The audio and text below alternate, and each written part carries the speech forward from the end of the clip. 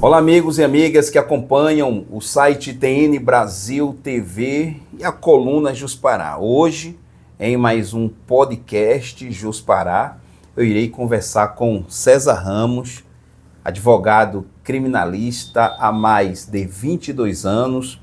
Aos que acompanham as redes sociais da TN Brasil TV, mas principalmente o site, puderam ver a quantidade de acessos, a repercussão, as curtidas, os comentários, o reconhecimento ao trabalho, à sua pessoa. Eu acredito que esse bate-papo será muito proveitoso, teremos a oportunidade de colaborar com informações vindas diretamente do nobre advogado César Ramos, que é candidato ao 5º Constitucional. Então, muito obrigado pela sua presença. Obrigado pelo convite, a todos que nos assistem e irão nos assistir. É sempre um prazer poder participar de um evento. E neste momento importante que a classe, a advocacia, a sociedade precisa de informações, até para acompanhar com mais afinco, porque nós estamos nos aproximando do processo, das fases da OAB. Então, é muito importante um programa como este para que os advogados e a sociedade em geral ela possa ter informações para acompanhar devidamente esse processo. À medida que o próximo passo, né, se aproxima, que é justamente a avaliação, né, por parte do Conselho ao seu nome, no caso, que assim como os demais, terão que passar lá pelo processo, né, de arguição e etc. Então, à medida que esse momento vai se aproximando, a tensão também vem junto, né? Existe tensão porque é um processo em que você vai submeter a sua história de vida e a sua história na advocacia, as suas relações com os colegas, ao seu papel como advogado que promove a advocacia de qualidade, porque o advogado ele é um agente importante da sociedade, ele precisa ter essa consciência de que ele, quando exerce a advocacia, ele exerce um papel muito importante em favor da própria sociedade. Então, isso gera atenção por conta de todos esses aspectos que envolvem você concorrer a um projeto grandioso que é o 5º Constitucional. Em um dos textos disponibilizados na TN Brasil TV, inclusive está aqui diante de nós, tem a informação de que o senhor é um advogado criminalista há mais de 22 anos e com experiência nos tribunais superiores. Mas daqui a pouco a gente fala dos tribunais superiores. A pergunta que faço é com relação ao interesse pela advocacia, né? Eu quis ser padre, não consegui, terminei sendo líder religioso, nunca imaginei ser jornalista, hoje sou um e tenho uma empresa voltada para a área. Como é que foi esse ingresso na advocacia? Olha, esse ingresso na advocacia, ele vem a partir de uma paixão pelo mundo jurídico por meio dos filmes, novelas. E um belo dia, eu ainda no melhor lugar do mundo, que é Igarapiaçu, local onde eu nasci, eu estudando lá no ensino médio, o professor Valdemir, que era professor de legislação, eu fiz ensino técnico, e ele sugeriu que nós fôssemos, como ele seria jurado, ele sugeriu que a turma naquele dia fosse acompanhar o júri, e ali eu tive acesso com aquele mundo jurídico, e pensei, decidi, isto aqui é o que eu quero para a minha vida. Então, foi a decisão de caminhar para o direito. E a advocacia ela foi surgindo, porque alguns são advogados porque ainda não conseguiram se firmar, outros são porque escolheram, e outros a vida aconteceu e se apaixonaram por isso. Eu acredito que comigo houve um encaixe entre o sentimento de justiça, de lutar pela justiça, e a paixão, até fiz um texto recente, acho que ontem eu publiquei, a paixão da advocacia criminal, porque quando a pessoa escolhe ser advogado, especialmente criminal, que é o meu ponto de fala, ela escolhe pela paixão, ela quer ter o desejo de eu sou advogado criminalista. E, por incrível que pareça, a decisão de ganhar dinheiro, de ter uma remuneração boa, no primeiro momento não é o mais importante, mas o mais importante é a paixão, e foi a paixão que me conduziu ao caminho da advocacia criminal. Portanto, sou extremamente feliz como advogado criminalista. Na história, nós sabemos, né, que a advocacia tem os mais diversos momentos, né, passou pelos mais diversos momentos, inclusive até lá pelas revoluções, né, francesa, etc. Tal. O Brasil ele tem as suas particularidades, né, e não tem como falarmos de advocacia sem o elemento social, sem as demandas da sociedade, até porque o advogado lida com isso todos os dias. Mas eu gostaria que, como é que o senhor avalia, por exemplo, o fato de no Brasil termos tantas pessoas, né, por exemplo, encarceradas, né, presídios, nas delegacias, né, famílias que precisam do serviço, né, de justiça, mas não conseguem ter o acesso, não conseguem ter uma boa defesa, porque muitas vezes não tem recurso e infelizmente o Estado nem sempre é rápido na questão de promover a essas pessoas o mesmo serviço com qualidade e certa celeridade que está presente quando o indivíduo tem dinheiro, né, para pagar um advogado. Então, como é que o senhor analisa essa questão que a galera do andar de baixo sofre? Nós temos que entender o sistema penal como no contexto geral da sociedade. O sistema penal ele foi pensado, se você ler livros como Michel Foucault e outros filósofos, eles deixam entrever e a vida ensina que o sistema penal foi feito para segregar, para excluir pessoas. Quais são as pessoas? É o preto, é o pobre e antigamente até a prostituta. Então hoje nós temos na massa da população carcerária as pessoas pobres. Por que pobres, literalmente assim? Porque são as que têm dificuldade de ter uma defesa. Nós temos uma defensoria pública, inclusive aqui no estado do Pará, muito qualificada, muitos defensores, mas eles não dão conta da demanda. E aí quem tem condições de investir, porque eu não digo que é gastar com defesa, mas investir numa qualidade de defesa, acaba tendo mais sorte de, às vezes, ser solto com um tempo menor, ou no final tendo uma sentença de absolvição, ou uma redução de pena.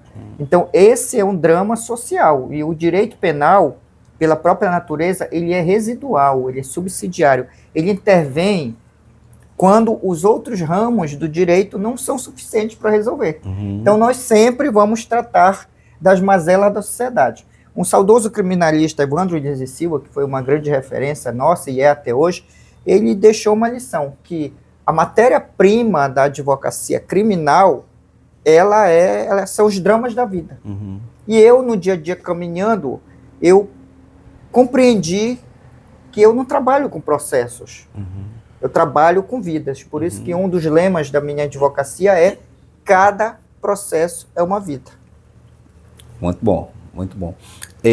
O advogado criminalista, eu já falei desse assunto em outras entrevistas, em outras conversas, né, com amigos, e quando eu participo de eventos relacionados à advocacia criminal, inclusive a imersão jurídica organizada pelo meu amigo Humberto Bulhosa, inclusive o livro dele está aqui, o Cirineu.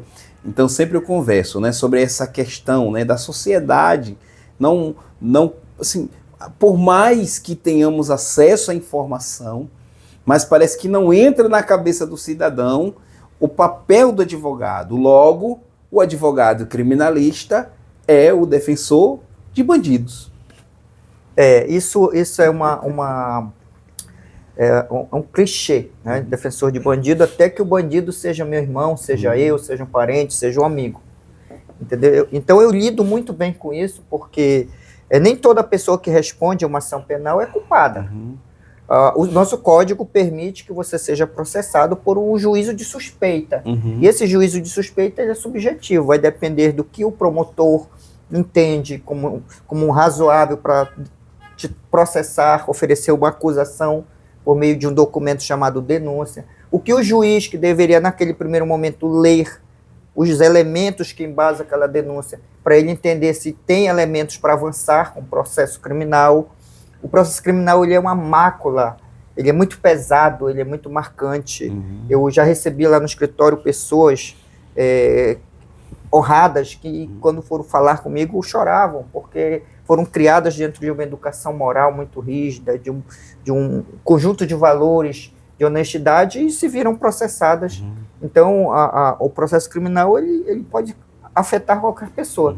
E ser defensor de bandido é algo que não me afeta, porque às vezes o bandido, né, pode ser alguém querido meu. Eu já tive situações em que eu defendi pessoas contra uma situação, defendi com a qualidade que eu costumo, graças a Deus, empregar, e noutra situação, aquela família que naquele caso era opositora, teve uma situação que foi atrás de mim porque a partir do meu desempenho. Então, sempre digo que eu sou defensor de bandido, até que o bandido seja um ente querido da pessoa que acabou de falar essa frase pejorativa, mas que eu não recebo como pejorativa, eu recebo até com neutralidade. Ok, eu posso dizer, né, que os fatos me permitem, estou aqui diante de um advogado que tem essa trajetória, né, de 22 anos, que tem experiência nos tribunais superiores, o STJ e STF. Qual é assim, a diferença no que diz respeito à dinâmica na atuação nesses tribunais? Nos tribunais superiores, a dinâmica é que você tem que ser muito técnico. E hoje, com as informações, acesso à internet, as decisões, eu sugiro, inclusive, para os meus alunos que estudem as decisões dos tribunais, porque ali você tem aulas de técnica. E eu, desde muito novo, quando eu tinha acesso ao STJ, STF, que eu ia para lá, assistia, eu anotava, eu baixava as decisões, estudava, e desde novo eu entendi que eu tinha um estilo de advogar perante o juiz, um estilo de advogar perante o tribunal e outro estilo de advogar perante o STJ, STF. E isso envolve a técnica, que tem que ser mais apurada, por isso que é importante o advogado estudar, é importante ele hoje fazer cursos, é importante ele estudar, inclusive, o perfil dos ministros. Quando o nosso, por exemplo, habeas corpus é distribuído no STJ para um ministro, nós temos uma esperança maior ou menor. Quando vai para o STF, nós também sabemos mais ou menos o que esperar. Então, é essa característica da preparação técnica que é exigida para o advogado que deseja alçar voos e advogar no âmbito do STJ e do STF. Então, ou seja, é preciso que o advogado, nesses tribunais superiores, ele compreenda que ele está agora num cenário onde a técnica vai ser determinante. Vai ser determinante. Porque, por exemplo, o STJ e o STF, eles foram pensados para não discutir mais fatos. Provas, se o cara fez, se o cara não fez, mas é para discutir a aplicação do direito. Então, existem critérios técnicos, por exemplo, tem recursos que ele não sobe. O próprio tribunal aqui diz, olha, esse recurso está tão mal feito pelo advogado que eu não vou nem mandar para o STJ. Então, só por aí você já sabe que um nível de qualidade, de preparação técnica para advogar em tribunais superiores, ele é maior. E você adquire com estudo, com a prática e com a qualificação constante. Recentemente, nós tivemos aquele primeiro momento pós o 8 de janeiro, né, de 2023, o desempenho de advogados lá no STF que foram considerados pífios, que inclusive a OAB se manifestou. Então, advogado confundindo o Maquiavel com o Saint-Exupéry, né, do Pequeno Príncipe, né? Advogados que perderam os prazos, e já foi Alexandre de Moraes que fez lá o serviço do advogado, ele perdeu o prazo de novo, para que o réu não fosse prejudicado, e quando o advogado aparece lá, em vez de defender o réu, vai falar dela. E aí o ministro lá deu uma pancada.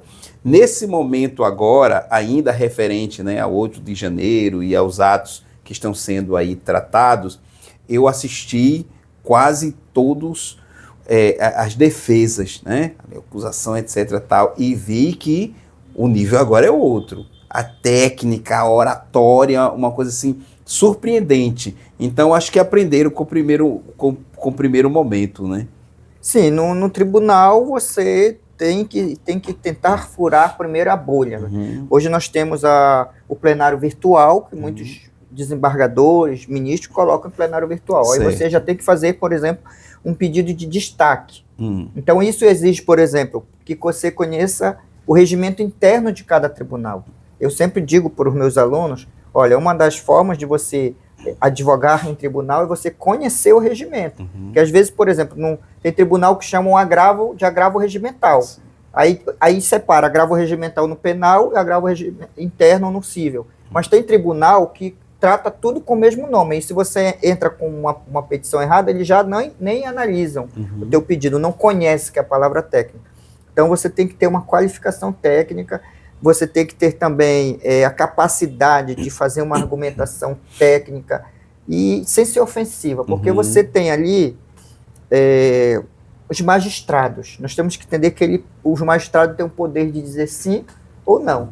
Então você não pode, isso foi a vida que me ensinou, assumir uma tribuna, por exemplo, no Tribunal Supremo ou em qualquer tribunal, com um ar professoral.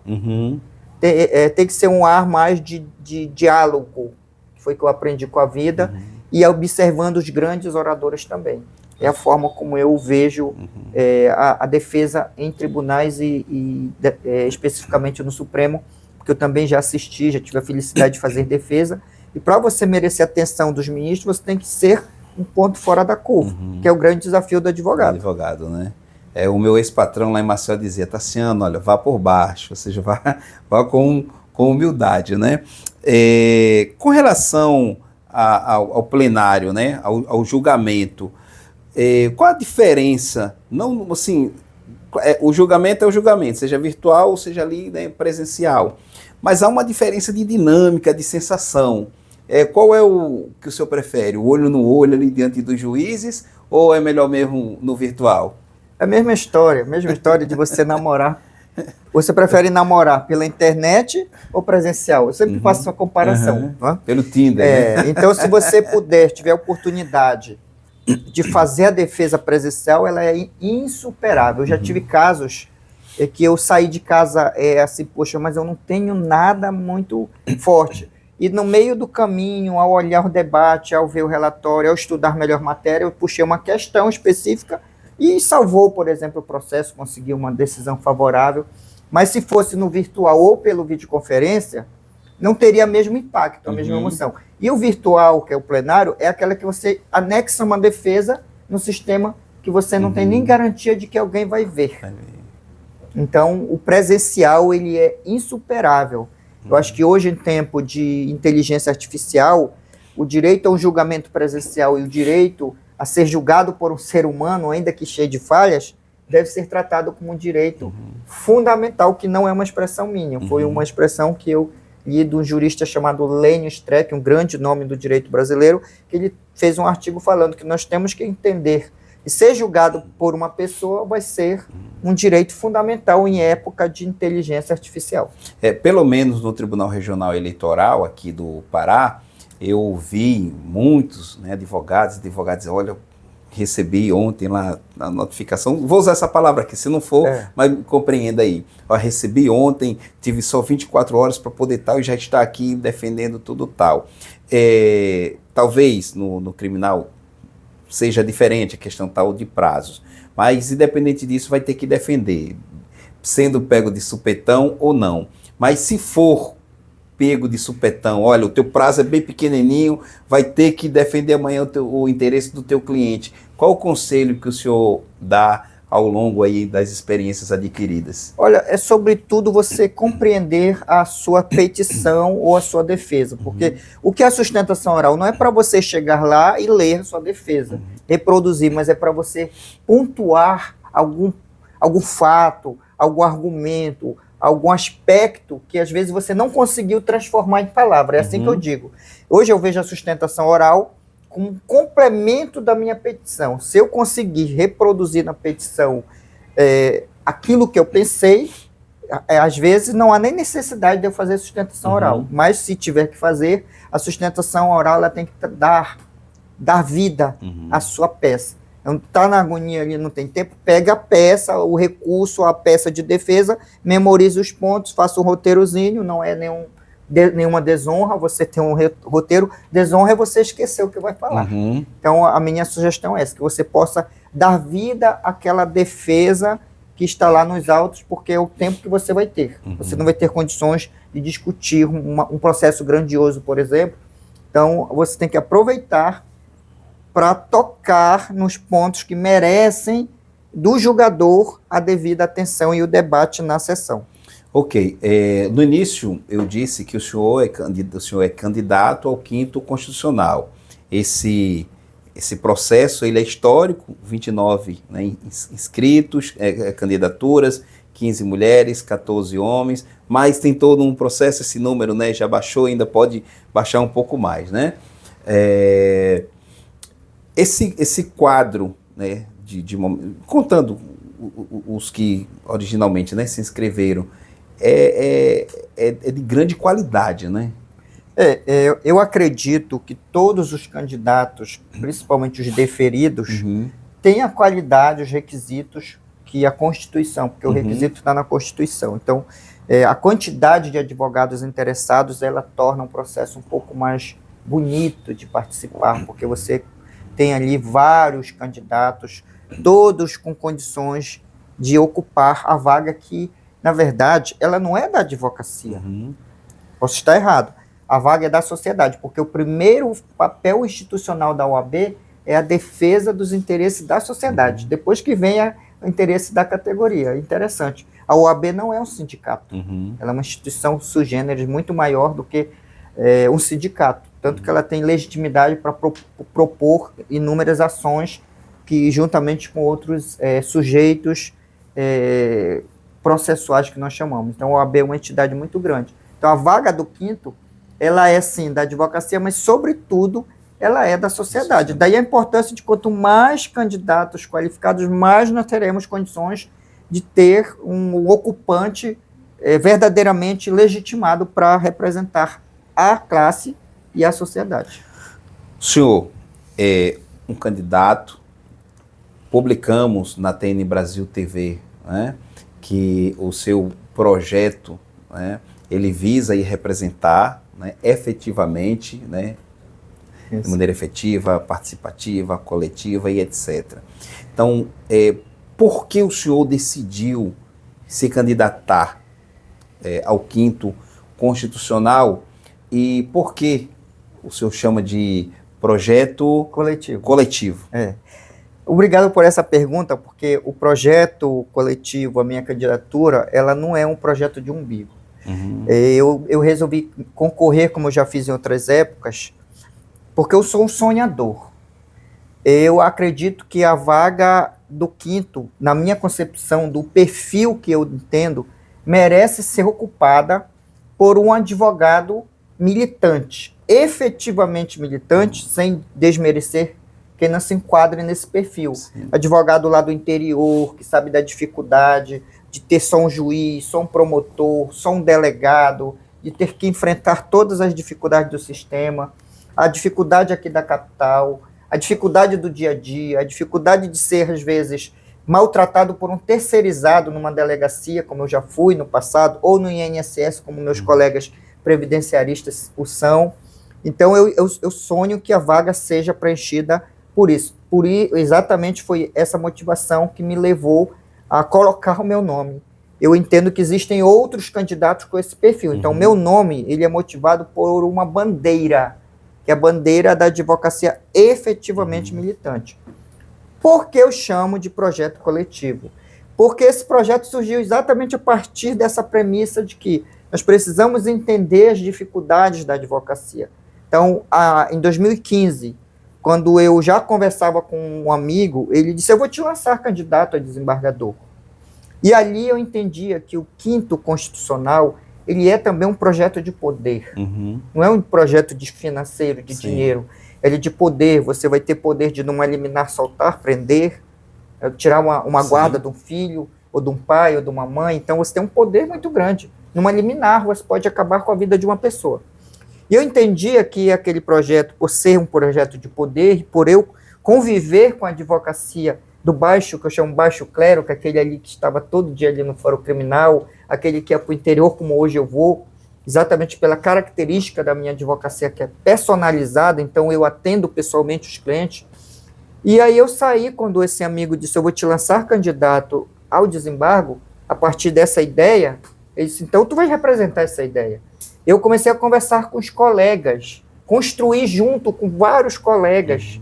Então, esse projeto foi aprimorado com a participação de inúmeros colegas que, desde 2015, acreditam que o nosso nome pode representá-los nesse processo do Quinto Constitucional. Por isso que é um projeto que não é meu, mas um projeto de todos aqueles que se identificam com ele e aqueles que contribuem até hoje, como eu recebo lá no escritório, quase todo dia advogados que querem entender e aderir a esse projeto coletivo. Na sua leitura, quais são as principais demandas hoje da advocacia? A vaga destinada, né, a vaga em questão ao Quinto Constitucional é destinada à advocacia, né? Vai sair de lá. Pelo menos, acho que em tese não, né? E de fato representa, de certa forma, a classe, né? E espera-se que esse juiz, ele trate, né, de uma maneira, não é privilegiada, é diferenciada os advogados, porque ele veio do meio, logo ele conhece as necessidades, as queixas dos advogados. Então, na sua leitura, quais são as principais demandas, dificuldades, problemas, reclames dos advogados? A principal é atendimento.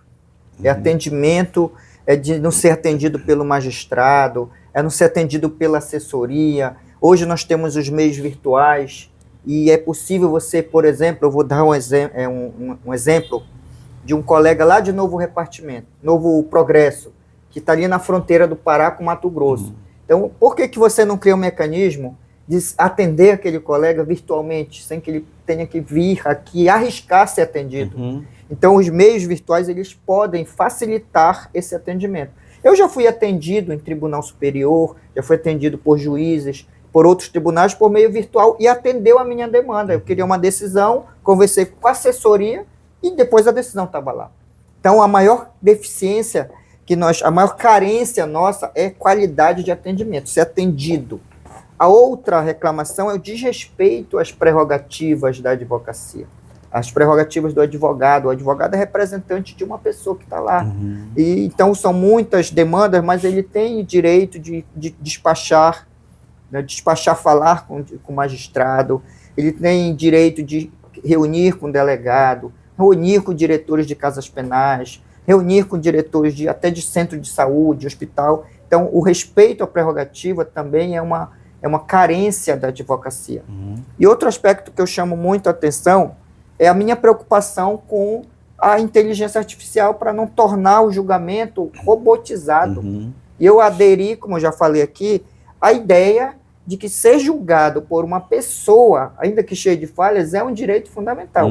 Então, em época de precedentes, época que o nosso CPC trouxe a força dos precedentes, ou seja, a força de decisões judiciais como referência para outras decisões, nós precisamos qualificar essa decisão. E acredito que o advogado ou a advogada que tem essa vivência da advocacia, ela consegue contribuir para a qualidade dessas decisões, porque ela não é uma decisão que vai se exaurir só naquele processo. Ela é uma decisão que ela vai influenciar outras decisões. Então, assim, para esta conversa, eu entendo que essas são as 3 mais importantes preocupações da advocacia neste cenário. Voltarei a falar sobre o Quinto Constitucional, já estamos caminhando para o término aqui do nosso bate-papo, mas se a linha de chegada é o Tribunal de Justiça. Como o Tribunal de Justiça ele é composto? Olha, o Tribunal de Justiça ele é composto por magistrados de carreira, desembargadores de carreira, qual carreira? Vindo da magistratura. Um quinto é composto dividido, um quinto aí divide ali entre advogados e membros do Ministério Público. Então é por isso que chama Quinto Constitucional. O quinto dos tribunais é composto por advogados e membros do Ministério Público, e o restante é composto por juízes de carreira. Quais são as causas que chegam no TJ? O Tribunal do Pará, ele não julga causas trabalhistas. Aqui ele julga causas militares também, porque nós não temos o Tribunal Militar especificamente. Ele não julga causas eleitorais, porque nós temos um tribunal próprio, e ele não julga as causas de competência constitucional, ou seja, aquelas causas que pela Constituição elas estão atribuídas ao julgamento da Justiça Federal.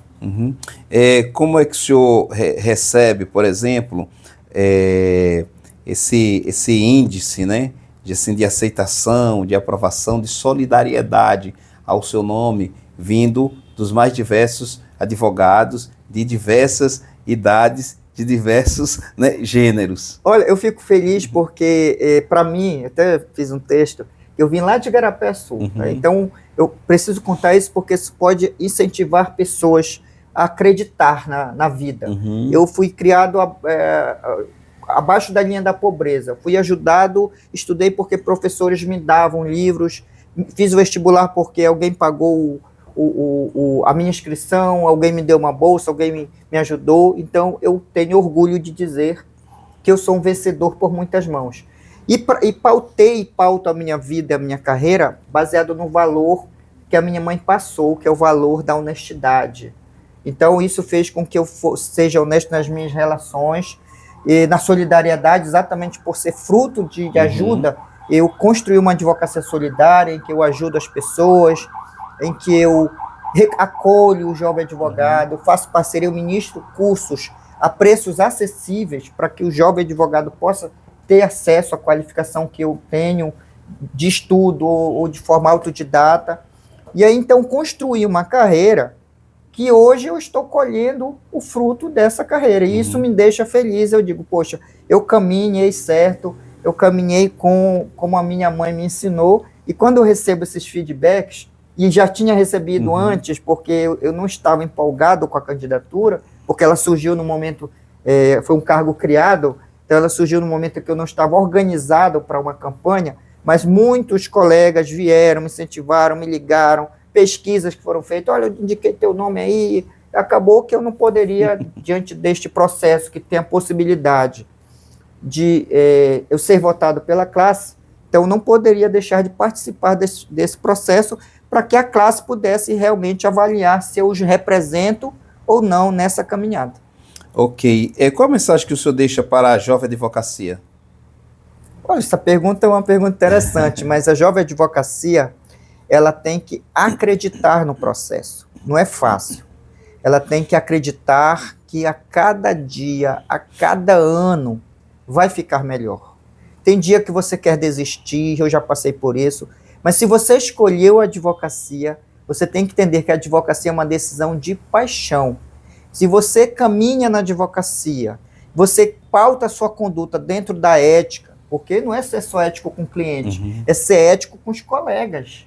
Porque os colegas também vão te indicar clientes, os colegas também vão te chamar para parceria. Então, se você tiver uma conduta pautada na ética, na paciência e, sobretudo, na fé em Deus, porque sem ele não vai funcionar. Você pode fazer tudo, mas se não tiver fé em Deus, não vai funcionar. Então, a minha dica de sucesso para a jovem advocacia é acreditar no processo, pautar sua conduta ética e caminhar, porque a cada ano, eu ouço isso, eu ouço os advogados, a cada ano fica melhor.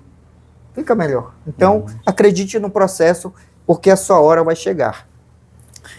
É isso aí. Antes de fazer a última pergunta, eu tenho sempre tocado num assunto quando converso com outros advogados, né? Ultimamente, nas últimas entrevistas. Mas ontem eu terminei tomando, né, conhecimento de um episódio aí e, claro, né, mandei lá uma mensagem, né, de paz, de diálogo, de reconciliação. Então, profissionais de advocacia, um chateado com o outro, porque um entendeu que o outro estava tentando surrupiar o cliente dele, né? E nas pesquisas que a gente anda fazendo, nos canais que eu participo, eu tenho visto que, pelo menos, os advogados têm dito, principalmente os mais novos, que a grande dificuldade é a captação de clientes. E com isso, alguns estão perdendo o norte e fazendo de tudo para captar clientes. Aí o caso aqui, que eu deixei mais ou menos, né, como exemplo. É preciso ter muito cuidado, né, para não... surrupiar é a palavra que a gente utiliza lá no Nordeste, para não prejudicar, né, o colega, né, de advocacia, tentando surrupiar o cliente dele, né? Isso passa por aquilo que eu disse antes, pela conduta ética, de você respeitar o colega. Então, eu sempre digo para as pessoas, e quando eu os aconselho, como eu fiz, ou como eu faria, ou como eu farei. Então, eu já tive a oportunidade de ser procurado por advogados, por familiares que às vezes estão insatisfeitos com o advogado. E quantas vezes, quando eu ouço, eu digo, olha, mas ele fez o trabalho certo, eu esclareço. Eu tenho amigos que me agradecem porque eu não tomei, não surrupiei o cliente, pelo contrário, eu esclareci. Eu também adoto como conduta ética que se alguém olhar, o cara está insatisfeito, eu não atendo. Primeira coisa, tem advogado? Não converso. A menos que ele diga, comuniquei para o advogado que eu vou trocar de advogado, aí eu recebo para conversa. Ainda que ali na conversa nós não consigamos nos entender, mas eu preciso que pelo menos ele tenha comunicado. Então, o padrão ético, ele vai te blindar, porque você não vai conseguir agradar todo mundo, mas os colegas não vão dizer, Tassiano, aquele advogado é pilantra, aquele advogado é antiético. Então, acredito que esse comportamento ético, ele vai criar, pavimentar uma carreira de sucesso para o jovem advogado e para os advogados em geral. Quando você toma um cliente do outro, aquele advogado que teve o cliente tomado, ele vai falar, e aí começa a boca miúda, hoje a informação é rápida. Então, você só vai conseguir vencer na advocacia e ter bons contratos se você for visto como um profissional respeitado, um profissional de sucesso, e o sucesso está muito ligado à conduta ética que você utilizou ao longo da sua carreira. Na última pergunta, eu peço que o senhor destaque mais uma vez as motivações, as razões, né, pelas quais lançou a candidatura, mas a pergunta de fato é, o senhor, com mais de 22 anos, né, de advocacia, né, na área criminalista, com experiência nos tribunais superiores, como já falamos aqui, STJ e STF, tem esse apoio, né, esse feedback muito interessante, muito bonito por parte de advogados das mais diversas idades, etc. Tal. Isso é muito bom. Tem essa ideia, né, participativa, coletiva, de trabalhar efetivamente, né, pela classe, reconhecendo, né, as demandas, até por experiência própria, ou seja, poderá, caso se torne um desembargador, atender, não é dar privilégios, mas é atendê-los da maneira que a advocacia, que o advogado espera ser atendido. Dito isso, o senhor se considera mesmo, o senhor acredita mesmo, está preparado para, se possível, ser o próximo desembargador do Tribunal de Justiça do Pará? Olha, a pergunta é muito difícil, né? Eu acredito que eu construí uma história pautada, repito, na ética, no respeito, na advocacia solidária, na capacidade de ouvir os colegas, trazer ideias, em vivência, sobretudo. Eu sou jovem há mais tempo, 22 anos, jovem há mais tempo. Eu sou do tempo que eu conseguia entrar dentro da casa penal e tomar café com preso, com o rato passando no nosso pé. Então, eu tenho uma experiência vivida. Então, e acredito também que eu busco me qualificar para que eu possa, se eu for escolhido pela vontade dos homens e pela vontade de Deus. E aí entra o aspecto que acredito que se Deus me colocar lá e utilizar esse instrumento para eu ocupar essa vaga, eu espero que ele não me abandone e que se ele entender que eu não estou preparado, porque quando você está diante da situação em que você vai ser testado, o soldado só está preparado para a guerra efetivamente quando ele está na guerra. Então, se eu acredito que da minha parte, eu fiz de tudo, faço de tudo para me sentir preparado e naquilo que faltar, todo dia eu peço para Deus me dar sabedoria e se eu chegar lá, que eu vou fazer igual Salomão, que ele me dê sabedoria para lidar com o poder que eu terei nas mãos para não fazer injustiça. Porque eu acho que o grande desejo da sociedade é o desejo de justiça. Ok, conversei com o advogado César Ramos, candidato ao 5º Constitucional, assim como os demais irão passar pelo processo, né, ali junto ao Conselho, e os aprovados, né, em número de 12, serão escolhidos pela classe, aí sobra 6, aí vem o tribunal, decide, sobra 3 e vem o Helder Barbalho, governador, e escolhe o próximo desembargador. Então, meu amigo, muito obrigado por ter aceitado o nosso convite, ter vindo aqui conosco, conversar, pacientemente esperou, né, por mais ou menos 20, 25 minutos, porque eu estava com o celular no modo avião, gravando um vídeo, tive uns contratempos, mas mesmo assim o senhor esperou, né, e assim, com toda humildade, entrou aqui no nosso espaço, com toda essa gentileza, com toda essa fineza. Então, eu desejo que as bênçãos, né, do Altíssimo, eu já fui pastor, viu? Já fui líder de igreja evangélica. Então, que a graça, né, do Todo-Poderoso, que a providência divina guie todos os seus passos e que na sua vida aconteça tudo aquilo que o Senhor Deus Todo-Poderoso planejou. Aí eu deixo agora aqui as câmeras à sua disposição para as suas considerações finais. Quero agradecer pelo convite, a oportunidade de bater esse papo e dizer aos colegas que eles acompanhem esse processo, pesquisem sobre os candidatos, no geral, candidatos e candidatas, o perfil. Eu represento um perfil, juntamente com outros colegas, um perfil da advocacia militante, efetivamente militante, aquele que se vira nos 30, aquele que sabe o que é advogar no interior, sabe o que é engolir um sapo maior, porque quem advoga no interior engole um sapo cururu. Aqui na nossa capital nós engolimos sapo, mas o do interior é maior. Do grandão, né? Então, nós entendemos a dificuldade. Então, a minha sugestão é que pesquisem os candidatos, porque teremos vários perfis e você, quando for votar, que vote naquele com o qual você se identifica.